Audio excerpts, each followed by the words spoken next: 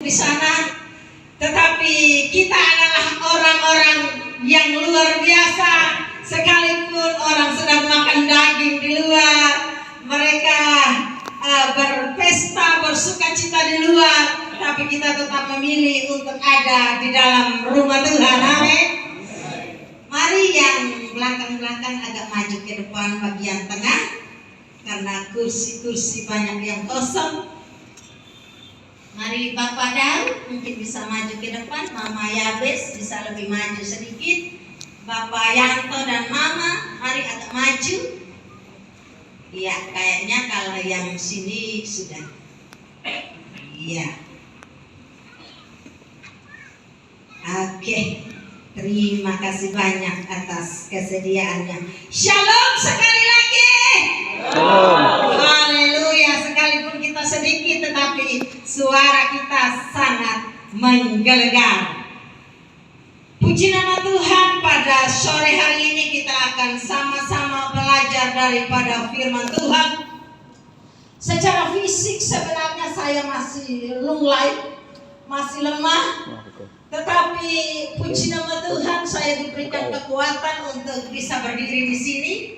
Karena untuk persiapan Natal gabungan komsel dan persekutuan doa yang sudah diadakan tanggal 5 tuh, sebenarnya kami mulai sibuk tuh sudah sejak tanggal 2, dan puncaknya di tanggal 5 tuh saya sempat drop sebelum memulai ibadah, dan tanggal 6 pun kami bersih-bersih sampai malam, tanggal 7 pun paginya kami masih bersih-bersih juga, sehingga sebenarnya cukup letih. Dan Bapak Gembala sampaikan kalau tidak salah sejak hari Selasa, tapi karena memang amat sangat padat, sehingga boleh dibilang waktu untuk persiapan sangat sempit. Dan secara manusia sempat saya bilang, bos nih, kita nih sangat sibuk sekali nih, coba kasih kita kelonggaran sedikit. Tetapi di sisi lain saya berpikir bahwa baik atau tidak baik waktunya juga tetap siap sedia untuk melayani. Dan walaupun demikian tetap memberitahukan Bapak Gembala bahwa Bapak tolong tetap siaga.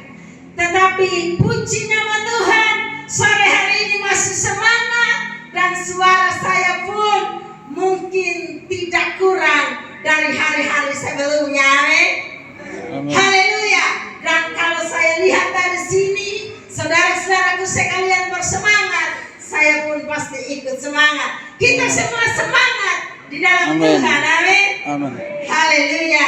Mari kita sama-sama belajar daripada firman Tuhan. Firman ini saya baru dapat tadi siang, karena begitu kami kembali dari gereja tadi, saya sempat sampaikan kepada Papi bahwa saya belum mendapatkan sesuatu untuk saya sampaikan, belum dapatkan ayatnya yang mana, sehingga lagu pun begitu Bapak Ayu tanya kepada saya lagu apa, saya bilang nyanyikan saja yang ada, karena saya pun belum mendapatkan tuntunan apa yang harus saya sampaikan. Begitu kami sampai di rumah ada tamu. Setelah tamu pergi baru saya mulai menyembah. Dan saya diingatkan akan apa yang disampaikan oleh Bapak Gembala ketika ibadah waktu malam kunci tahun, dan bahkan di tahun baru beliau sempat singgung bahwa jangan sampai kita menyimpan sampah.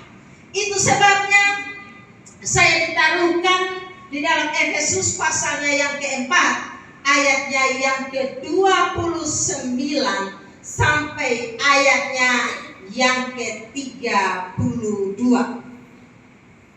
Ada 4 ayat untuk kita sama-sama membacanya. Saya akan membacakan ayatnya yang ganjil, yaitu ayatnya yang ke-29. Mohon kesediaan saudaraku sekalian di ayatnya yang ke-30, 31 saya lagi, dan 32 kita sama-sama. Janganlah ada perkataan kotor keluar dari mulutmu, tetapi pakailah perkataan yang supaya mereka yang mendengarnya beroleh kasih karunia. Ayat 30.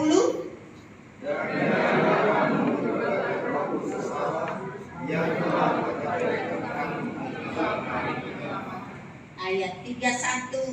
Segala kepahitan, kegeraman, kemarahan, pertikaian, dan fitnah hendaklah dibuang dari antara kamu.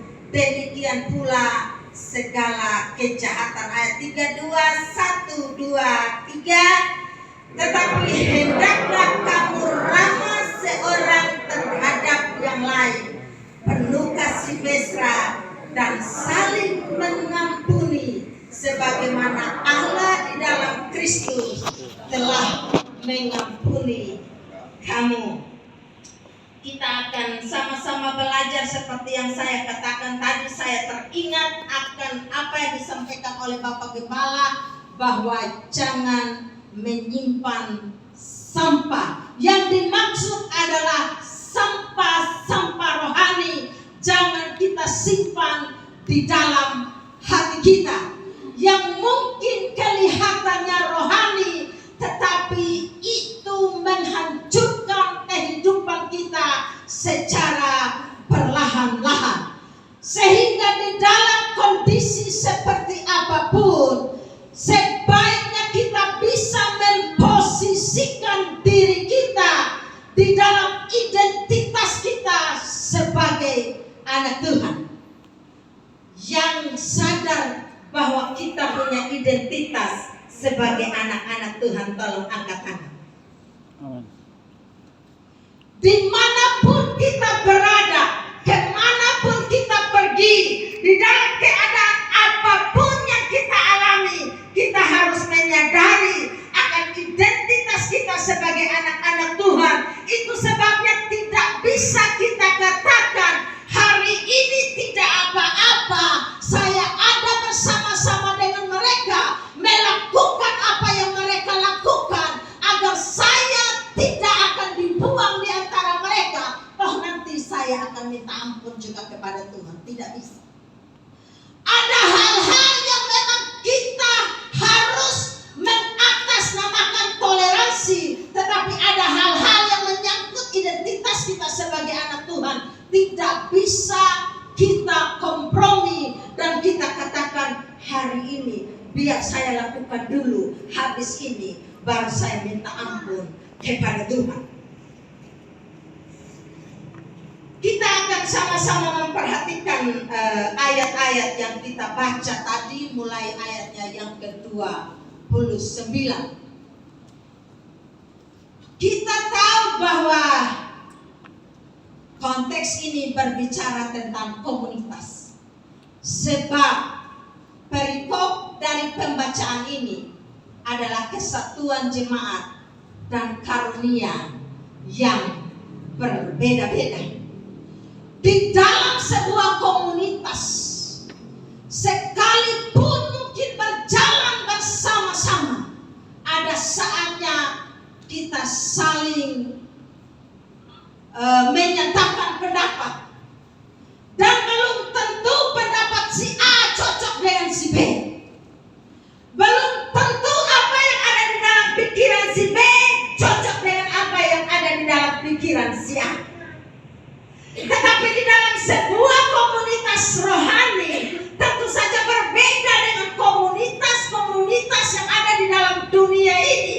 Dan kalau komunitas dunia ini, orang seringkali melihat siapa yang lebih berpengaruh, siapa yang lebih punya uang, siapa yang mungkin menjadi kepala suku, siapa yang harus kita hargai, siapa yang harus kita tuakan.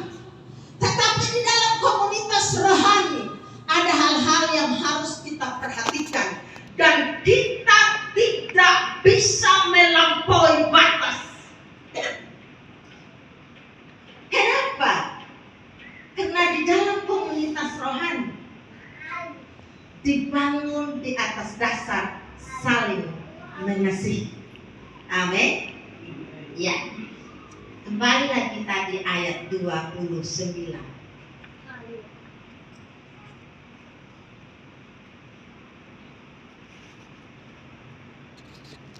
Dikatakan di sana, janganlah ada perkataan kotor keluar dari mulutmu. Itu dulu.